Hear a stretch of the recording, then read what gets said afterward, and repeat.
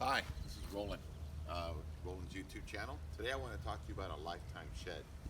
Um, like many, I have done the same thing and bought sheds made out of aluminum or those Rubbermaid, the ones that are like lifetime plastic. But one of the things I've always found is they just don't last, okay? And a part of it is depending on what you put inside of it. I've actually ruined the walls by putting something heavy against the walls. And I took advice of someone and I actually bought this container, all right, behind me. And I'm going to take some closer pictures so you can see it. But this is truly lifetime. This will last my lifetime and the lifetime of my kids and grandkids. And let me explain to you how. So if you bear with me 1 minute, I'm going to walk around and show you many things about this container and the fact that it's secure. You can lock it up someone can not break into it, so you can even put things that are pretty valuable in there. So all I'm saying is this is a true lifetime shed, and again, I'll explain to you. Okay, so let me explain a couple things about these containers. All right, these containers are approximately 8 feet wide by 8 feet tall, and in this case this is a 20-foot container. Okay, the containers normally come, these are again a regular shipping container from, you name it, this could be anywhere part of the world, from a big ship to on a train. But again, this happens to be a container that I purchased on Craigslist for approximately $1,000. Now these range from about, again, let's say normally around $1,500 to $2,000, and I got this when someone needed to get rid of it. Now these do come in about 10-foot length, 40-foot lengths, and again this 20.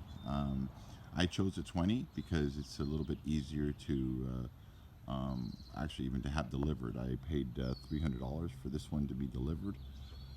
It did not need a use of a crane.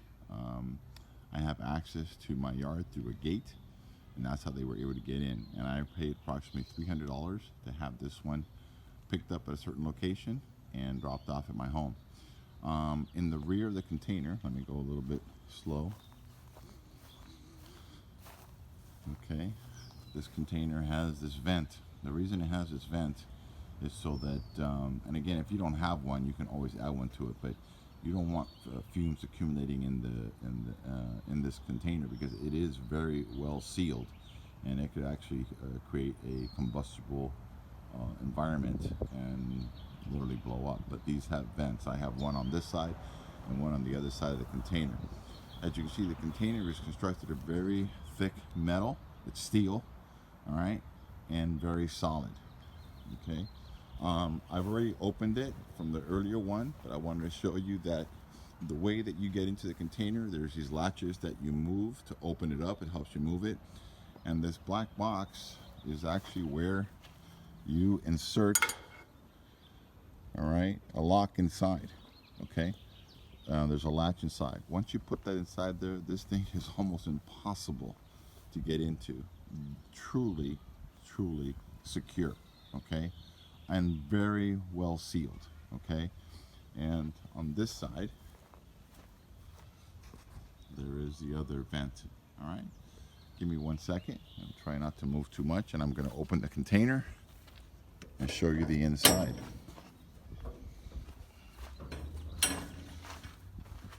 Here's my container. Now, again, solid. It's very solid construction. All right, these walls are completely solid. Very thick metal. I think it's like a 1/16 of an inch, or again, very hard construction. Very well made. All welded. All right, I barely have anything in here. Now, the most important thing about this container, and my thing, is one, it's secure. One is all my other type of sheds that I had, they didn't last. If I put something up against the wall, like I had these tables up against the shed on my other one, and it warped it, and eventually I had to get rid of it. I'm going to try to include some pictures before and after of my other sheds, but I paid quite a bit of money. Altogether, I think I spent even more than I paid on this one. But again, very solid. Now this one here happened to have some shells that I removed, and what I did is I covered up the holes with a simple magnet. All right, this way, nothing can get in case I need those holes for something in the future, I can always use those holes. And here's some brackets I left in from the shelves from before. Now, I want to show you what's important about these containers is knowing what they were used for, or what was in them, because you don't want to buy something that had something very toxic. Let's say it's like nuclear, radioactiveness. But this is a container that had they were storing paint. All right, and what I did is, I couldn't take everything out, but I used a very strong degreaser from Home Depot. All right, and then what I did is just so you know, I was able to just use a hose and water. Again, this thing is solid wood, didn't do anything. What I did is after I used the water and soap, I kept the doors open, and with the heat, it just dried it all up. And a trick that I learned from someone a while ago is I took some sand, poured sand inside, and I used a brush, like this big brush here, and it kind of just gave it like a smooth kind of feeling on the wood. And then I just used a blower and blew up the sand. Again, this thing is solid. I can put anything up against the wall, like these tables here that are pretty heavy, like nothing. It's like they're not even inside the unit. Again, on my other sheds, that would have destroyed the shed. Okay.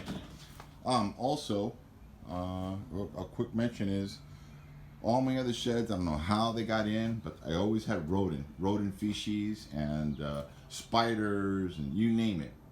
There's nothing in the shed. I have done nothing but put items in here and seal it up. All right. So again, look, I know that not everybody has room for these, but if you're ever thinking about a lifetime shed, this is a true alternative to one of those that you buy, either the ones they make on site or whatever. But again, this is solid. If you have a way to get in the unit, you can have it just dropped in like I did. And like in my case, I only paid $300 to have someone bring it. If you do need a crane, cranes do get more expensive. Okay, you can have them, just have to be careful about wires or something you have to be with, but the cranes are very expensive. Cranes could run you from, close to $1,000, maybe even more.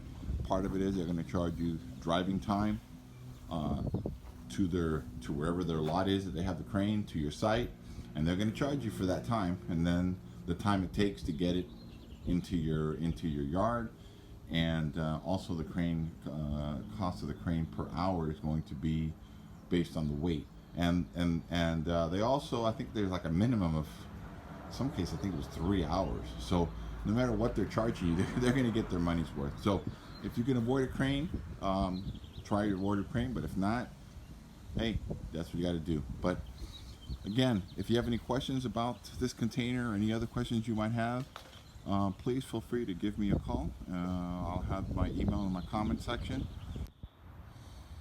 Hi.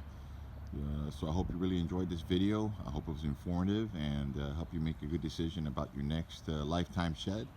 And if you like this video, again, please hit the subscribe button below and follow with the bell so you can get the notifications of our future my future YouTube videos. Anyway, thank you again for watching another one of my videos, and God bless, and see you in the next video. Bye bye.